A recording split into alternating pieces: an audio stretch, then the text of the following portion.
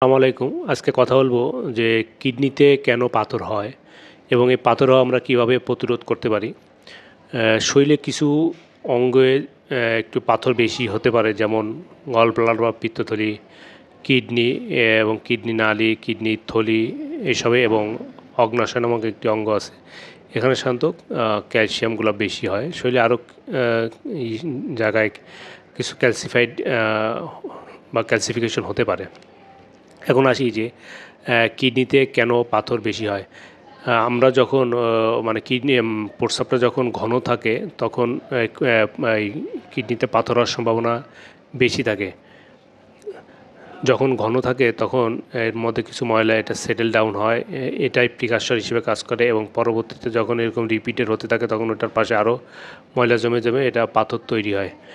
সাধারণত দেখা যায় যারা পানি কম খায়, ডিহাইড্রেটেড থাকে, বিশেষ করে যারা মরুভূমি অঞ্চলে থাকে, তারপর আমাদেরও এলাকায় গ্রামের এলাকায় যারা বেশি মানে যেসব এলাকায় গরম বেশি, সেসব ক্ষেত্রে সেসব জায়গাও কিন্তু এই কিডনিতে পাথর বেশি দেখা যায়। যাদের প্রস্রাবের ইনফেকশন বেশি হয় তাদের ক্ষেত্রে এই পাথর হওয়া বেশি হয়, কারণ প্রস্রাবে যখন ইনফেকশন হয় তখন এটার মধ্যে কিছু ময়লা জমে। এই ময়লাগুলো সেটেল ডাউন হয়, সেটেল ডাউনে একটা পর একটা জমে তার চারিপাশ দিয়ে আরও ময়লা এসে এটা আস্তে আস্তে পাথর তৈরি করে।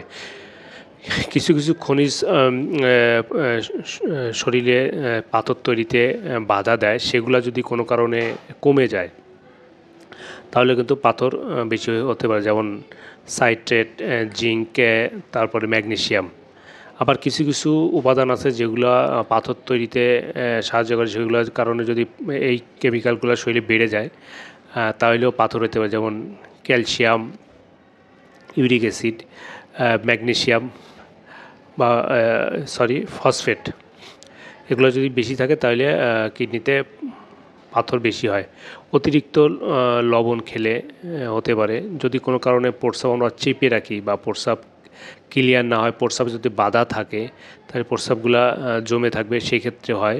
কিছু জন্মগত ত্রুটির কারণে হতে পারে, যেমন ভেসিকুলারি রিফ্লাক্স বা ব্লাডার আউটলেট অবস্ট্রাকশন, এক্সট্রফি ব্লাডার যাদের আছে এইসব ক্ষেত্রে হতে পারে। আরেকটা হলো যে কমন, যেটা যেমন ওই যদি হরমোনাল ইমব্যালেন্স হয়, যদি প্যারাথাইরয়েড হরমোন খুব বেড়ে যায়, যদি প্যারাথাইরয়েড হরমোনে গ্ল্যান্ডে টিউমার হয়, তাহলে অতিরিক্ত পরিমাণ প্যারাথ হরমোন রিলিজ হবে, হয়ে এটা রক্তে ক্যালসিয়ামের পরিমাণ অনেক বাড়ায় দেয় এবং স্টোন তৈরি হয়। আবার যারা ভিটামিন সি এবং ভিটামিন ডি বেশি পরিমাণে খায় তাদের ক্ষেত্রেও এই স্টোনগুলো বেশি জমা হয়। এখন আসি আমাদের নেক্সট পার্ট, যে কী কী কারণে, মানে কী করলে আমরা এই পাথর জমা বা পাথর হওয়া প্রতিরোধ করতে পারি। একটা হলো যে প্রথম, যে আমাদের বেশি পরিমাণে পানি খেতে হবে। অনেকেরই প্রশ্ন যে আমরা আসলে কতটুকু পানি খাবো। আসলে এটা স্থান, কাল, বয়স ভেদে এগুলা কিন্তু চেঞ্জ হয়।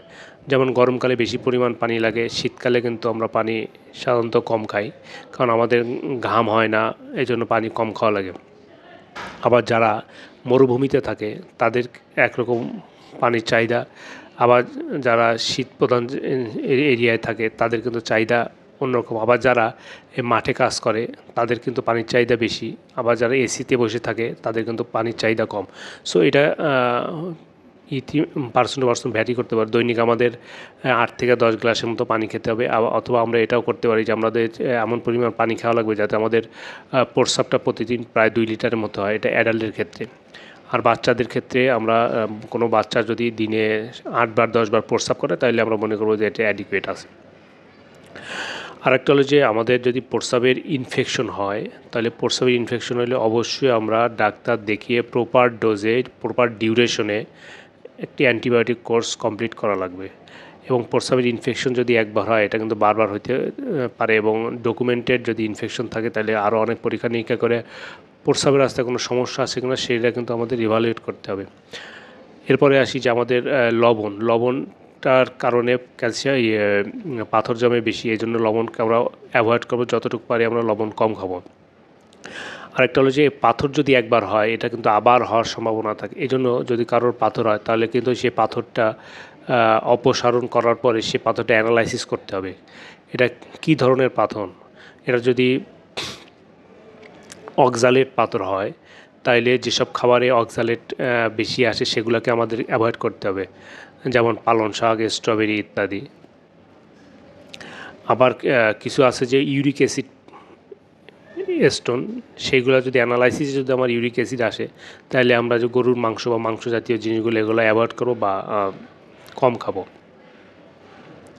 আরেকটা হলো যে আমাদের যদি যে হরমোনাল কোনো থাকে, যদি প্যারাথাইরয়েড হরমোন বেশি রিলিজ হয় বা জন্মগতভাবে প্যারাথাইরয়েড হরমোনের সমস্যা, ধরনের সিস্টিনিউরিয়া বা জ্যান্থিনিউরিয়া এই সমস্যাগুলো থাকে বাচ্চাদের, তাহলে সেইটার চিকিৎসা করা লাগবে।